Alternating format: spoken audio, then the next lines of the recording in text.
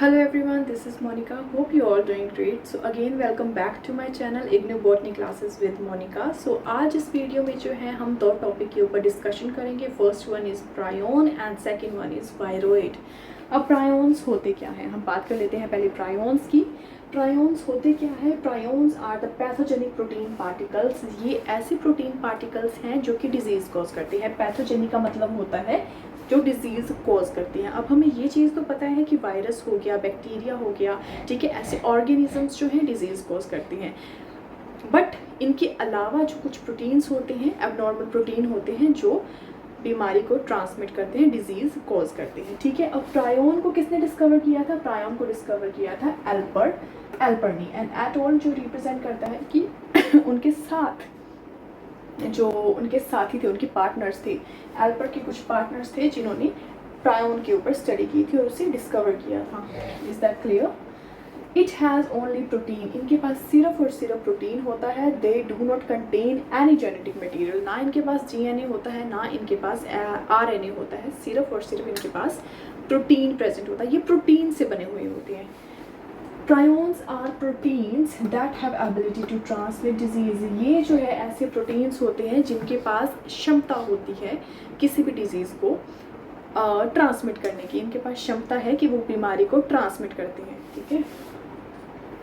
It contain abnormal folded protein. इनके पास जो है एबनॉर्मल फोल्डेड प्रोटीन प्रेजेंट होते हैं. ये एक एबनॉर्मल फोल्डेड प्रोटीन होता है. प्रायोन जो है एबनॉर्मल फोल्डेड प्रोटीन होता है जो कोज करता है serious neurological disease in human and animals. इंसानों में और जानवरों में जो है वो न्यूरोलॉजिकल डिजीज़ कोज करता है, यानी कि हमारे नर्वस सिस्टम को जो है पूरी तरह से डिस्ट्रॉय कर देता है. हमारा जो फंक्शन है, कोऑर्डिनेशन है, बोलना और जो हमारा ब्रेन है उसके फंक्शन को पूरी तरह से ख़राब कर देता है, डैमेज कर देता है. ठीक है. ये इंसानों में भी कॉज करता है और ये एनिमल्स में भी हो सकता है. They spread when prion comes contact with the normal version of protein to change shape and become prions. अब हम बात कर लेते हैं. हमारा नर्वस सिस्टम हमें पता है न्यूरॉन सेल से मिलकर बना है. तो यहाँ पे हम एक न्यूरॉन सेल बना लेते हैं. ये हम सपोज कर लेते हैं these are the neuron cells. ये एक न्यूरॉन सेल बना रही हूँ मैं. इसके अंदर DNA प्रेजेंट है. DNA क्या करता है? DNA जो है वो प्रोटीन बनाता है, नॉर्मल प्रोटीन बनाता है. ठीक है. नॉर्मल प्रोटीन बनाएगा, but due to some reason जब ये एबनॉर्मल प्रोटीन जो है, एबनॉर्मल प्रोटीन यानी कि प्रायोन जब इसके साथ एंटर कर जाएगा, यहाँ पर जब ये एंटर करेगा न्यूरॉन सेल्स में, तो ये क्या बनेगा कि ये इसके साथ जो है मर्ज हो जाएगा. ये अपने कॉपीज़ बनाने स्टार्ट कर लेगा. वो जो है अपने आप को रेप्लिकेट करना स्टार्ट कर देगा. तो जब ये इसके साथ मिलेगा तो ये अपनी कॉपीज़ बना लेगा. प्रायोन्स जो है जब ये एंटर कर जाते हैं, ये धीरे धीरे धीरे धीरे धीरे धीरे अपनी कॉपीज़ बनाने स्टार्ट कर देता है. बहुत ही लंबी चेन बनाने स्टार्ट कर देता है, बहुत सारी कॉपीज़ बनाने स्टार्ट कर देता है, जो कि पूरी तरह से अपना कंट्रोल कर लेते हैं, पूरी तरह से न्यूरॉन के ऊपर अपना कब्जा कर लेते हैं, पूरी तरह से कंट्रोल करना स्टार्ट कर देता है. तो क्या होता है कि जब ये ऐसे अपने आप को रेप्लिकेट करना स्टार्ट करेगा, अपनी कॉपीज़ बनाने स्टार्ट करेगा, तो बहुत लंबी चेन, ये अपनी लंबी लंबी चेन्स बनाने स्टार्ट करेगा, जिसको अमाइलॉइड फाइबर्स कहते हैं.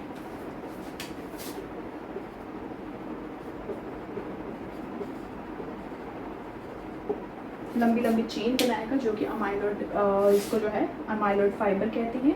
तो धीरे धीरे करके ये अपने पूरे जो है न्यूरॉन सेल्स के ऊपर कब्जा करना स्टार्ट कर देगा, एक सेल से दूसरे, दूसरे सेल से तीसरे.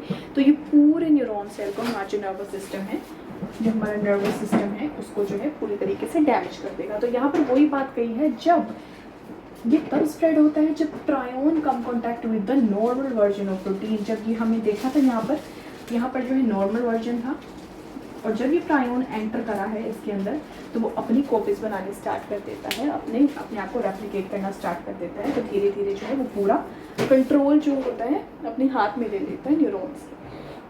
Is that clear? They are restricted to the wide range of chemical, physical and जो है ये रिस्ट्रिक्ट होते हैं, ना ही इनके ऊपर हीट का असर होता है, ना ही यूवी रेडिएशंस का असर होता है, कोई भी केमिकल फिजिकल जो ट्रीटमेंट्स है उसका कोई असर नहीं हो सकता, यानी कि इसको कोई नष्ट नहीं कर सकता, ना ही हीट का इसके ऊपर कोई असर होता है, ना यूवी रेडिएशन का इसके ऊपर कोई असर होता है। ठीक है, इज दैट क्लियर? अब जो है इसके डिजीज़ के बारे में बात कर लेते हैं कि प्रायोन्स जो है किस तरह की बीमारियों को कॉज करता है। तो पहली जो है इट्स अ कुरु डिजीज़। कुरु डिजीज़ यानी कि इसको कहा जाता है लाफिंग डेथ इन ह्यूमंस। ये जो है इंसानों के अंदर पाई जाती है। न्यूजीनिया में जो है 1950 और 1960 में जो है इसे देखा गया। इसमें होता क्या है कि अब न्यूजीनिया में ये बीमारी जो है बहुत ज़्यादा देखने को मिली थी। न्यूजीनिया में इसलिए देखने को मिली थी कि वहाँ पर खाने को कुछ भी नहीं था। जो न्यूजीनिया है वहाँ के लोगों के पास जो है खाने को कुछ नहीं था। तो वो क्या करते थे कि वो डेड बॉडी होती है ना, उनका जो मांस होता है, कच्चे मांस को वो लेकर थोड़ा सा हल्का या कच्चा भुना मांस वो क्या है उसका इंटेक करते थे, उनको खाना स्टार्ट कर देते हैं। अब हमें ये पता है कि हमारे कच्चे मांस के अंदर जो है बहुत सारे बैक्टीरिया, बहुत सारे इन्फेक्शन प्रेजेंट होते हैं। जब वो लोग उस मांस को खाते थे, जो वो प्रायोन्स है, जो एबनॉर्मल प्रोटीन है, वो बॉडी के अंदर चले जाते थे, जो कि सीरियस न्यूरोलॉजिकल डिजीज़ को जो है कॉज करते थे। ठीक है, न्यूरोलॉजिकल डिजीज़ को है वो बीमारी को कॉज करते थे। क्यों करते थे? क्योंकि कच्चे मांस के अंदर हमें पता ही है कि बहुत से बैक्टीरिया, बहुत से वायरसेस, बहुत से इन्फेक्शन प्रेजेंट होते हैं, तो वो एबनॉर्मल प्रोटीन एंटर कर जाते थे उनके अंदर। ठीक है, क्यों वो चीज़ लोग खाते थे? क्योंकि वहाँ पर खाने को कुछ था ही नहीं। अब लोग क्या करेंगे, खाने को कुछ है नहीं तो भाई मांस ही खाएंगे ना। एक मांस ही उनके पास ऑप्शन था खाने के लिए। अब जिंदा तो रहना ही है ना, तो कैसे रहेंगे? मांस खाकर जिंदा रहते थे वो। 1950 और 1960 में जो है ये डिजीज़ न्यूजीनिया में पाई गई थी, क्योंकि वहाँ पे खाने को कुछ नहीं था। वो मांस खाते थे, मांस के थ्रू जो है प्रायोन्स एंटर कर गई। उसके बाद जो है उन्होंने धीरे धीरे जो है न्यूरोलॉजिकल डिजीज़ वहाँ पे कॉज करने स्टार्ट कर दी। अब इसमें होता क्या है, मैं फ़ोटो भी एक शेयर करूँगी, आप उसमें देख सकते हैं क्या होता है। जो प्रायोन्स है डिजीज़, जो कुरु डिजीज़ से जो है जो ग्रसित होते हैं लोग, उनका क्या होता है, सिम्टम्स कैसे होते हैं, उनकी कोऑर्डिनेशन नहीं होती। उनको पेन पकड़ाएंगे तो वो पेन नहीं पकड़ पाएंगे। ठीक है, और वो उनका अपनी बॉडी के ऊपर कोई कंट्रोल नहीं रहेगा। उनका ब्रेन पूरी तरह से डैमेज हो चुका होएगा। उन्हें पता ही नहीं है क्या बात करनी है। ठीक है, कहाँ पर हंसना है, कहाँ पर रोना है। रोने वाली बात होगी तो वो हंसने लगेंगे, हंसने वाली बात होगी तो वो रोने लगेंगे। ठीक है, उनका अपनी बॉडी के ऊपर कोई कंट्रोल नहीं होता। खाएंगे, कुछ खाएंगे तो वो इनगल्फ नहीं कर पाएंगे। ठीक है, जिसकी वजह से जो है माल न्यूट्रिशन की कमी हो जाती है और कुपोषण का वो शिकार हो जाते हैं। धीरे धीरे करके ये एक डेथ का कारण भी बन गई थी वहाँ पर। ठीक है, तो कुरु डिजीज़ जो है ह्यूमंस में पाई जाती है धीरे धीरे करके। लेकिन 1950-1960 के बाद जो है वहाँ पर जो है मतलब फूड की सप्लाई होनी स्टार्ट हो गई थी। वहाँ पे लोगों को खाना मिलना स्टार्ट हो गया था। तो खाना मिला तो धीरे धीरे जो है ये बीमारी जो है, कुरु डिजीज़ जो है, वहाँ से हटने स्टार्ट हो गई। तो ये काफ़ी रेयर डिजीज़ थी, जो कि ज़्यादातर 1950 और 1960 में देखने को मिली थी। ठीक है, अब हम बात करते हैं बोविन स्पॉन्जिफॉर्म एनसीफेलोपैथी। इसको जो है मैड काउ डिजीज़ भी कहा जाता है। ये किस में पाई जाती है? ये जानवरों में। यहाँ पे ये जो है काऊ में पाई जाती है। मैड काउ डिजीज़ नाम से ही पता चल रहा है। सेम काऊ में भी ये वही चीज़ करती है कि न्यूरॉन के ऊपर पूरी तरह से कंट्रोल कर देती है। काऊ के अंदर जो है कोई भी अपना जो है कंट्रोल नहीं रहता, उनसे चला नहीं जा रहा है। ठीक है, मिल्क की सप्लाई कम हो गई है। ब्रेन से पूरी तरीके से वो जो है ब्रेन उनका पूरी तरीके से डैमेज हो गया है, काम करना बंद कर गया है। उनका अपने कोऑर्डिनेशन पे कोई वो नहीं है। ठीक है, कोई कंट्रोल नहीं है। तो धीरे धीरे बोवाइन स्पॉन्जिफॉर्म एनसेफेलोपैथी ये डिजीज़ जो है जानवरों में देखने को मिलती है। It is also known as mad cow disease. ठीक है, तो ये बात हमने कर ली है प्रायोन की। ठीक है, प्रायोन के बारे में आई होप आपको समझ आ गया होगा। तो अब हमारा जो नेक्स्ट टॉपिक है वो है वायरॉइड। तो हम वायरॉइड के बारे में बात कर लेते हैं। तो आई होप कि आपको प्रायोन के बारे में सब चीज़ समझ आ गई होगी। I am going to drop this. So अब हम नेक्स्ट टॉपिक है हमारा, ये तो हो गया हमारा प्रायोन हो गया। अब हम वायरॉइड की बात कर लेते हैं कि वायरॉइड क्या होते हैं। ठीक है, चलो लेते हैं वायरॉइड के बारे में। पहले हमने बात करी थी प्रियॉन्स के बारे में, अब हम बात करते हैं वायरॉइड के बारे में। तो बहुत ही छोटा टॉपिक है, ज़्यादा बड़ा टॉपिक नहीं है। ज़्यादा डिटेल में बुक में इनके बारे में बात नहीं करी गई है।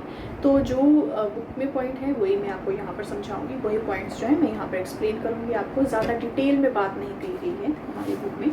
सो वायरॉइड्स क्या होते हैं? Viroids are a small pathogenic which cause disease in plants. ये जो है प्लांट के अंदर डिजीज़ कॉज करते हैं। प्रायोन्स क्या थे? वो एनिमल्स के अंदर, ह्यूमंस के अंदर डिजीज़ कॉज करते थे, और वायरॉइड्स क्या है? प्लांट्स के अंदर डिजीज़ कॉज करते हैं। ठीक है, ये छोटे होते हैं, पैथोजेन वर्ड जो है, यानी कि ये डिजीज़ कॉज करते हैं प्लांट्स के अंदर।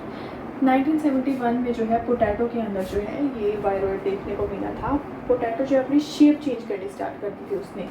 पोटैटो हमें पता है राउंड शेप के होते हैं, but due to some reason viroid की वजह से जो है उन्होंने अपनी शेप जो है स्पिंडल शेप की बना ली थी, इसीलिए इसको जो है पोटैटो स्पिंडल ट्यूबर वायरॉइड कहा गया है। जो वायरॉइड जो है प्रेजेंट होता है पोटैटो के अंदर, उसे जो है पोटैटो स्पिंडल ट्यूबर वायरॉइड नाम दिया गया है।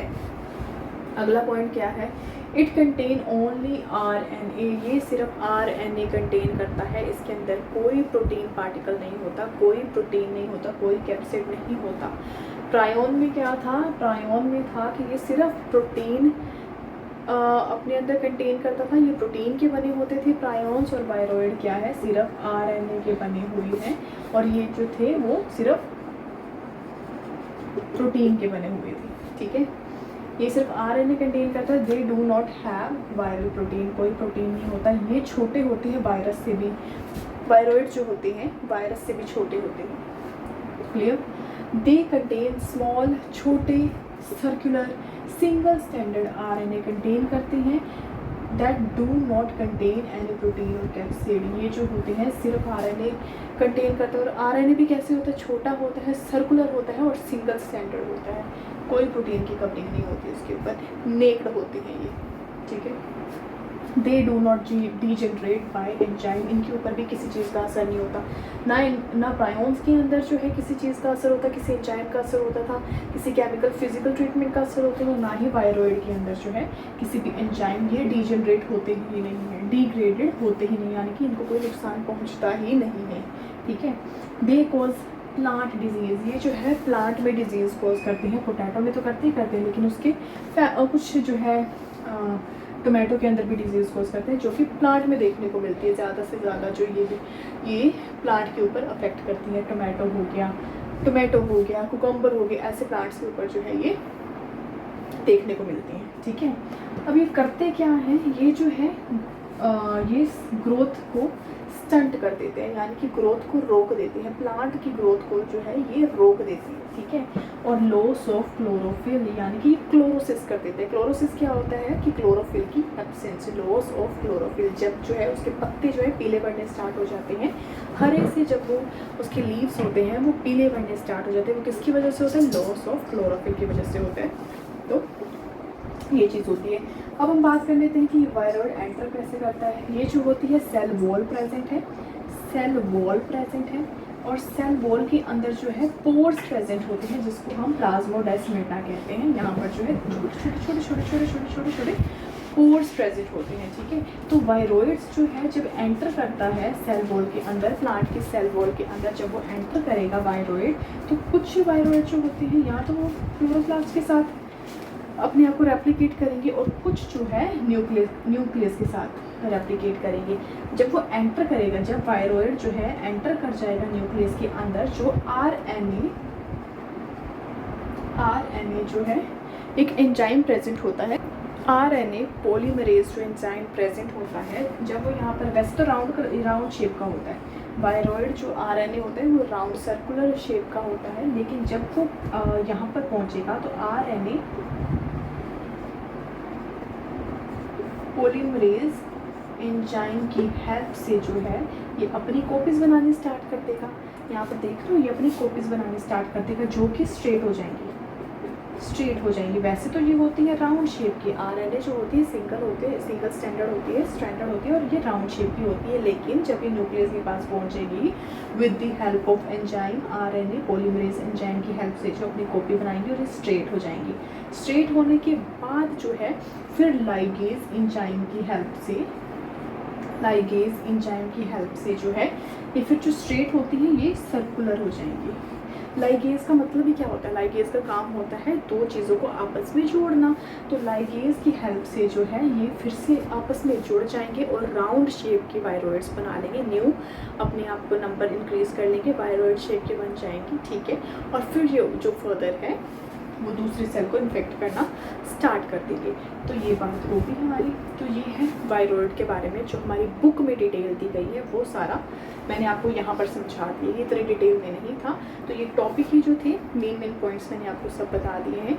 तो आज जो है ये टॉपिक हमारा क्लियर होता है वायरॉइड और प्रायोन्स के बारे में।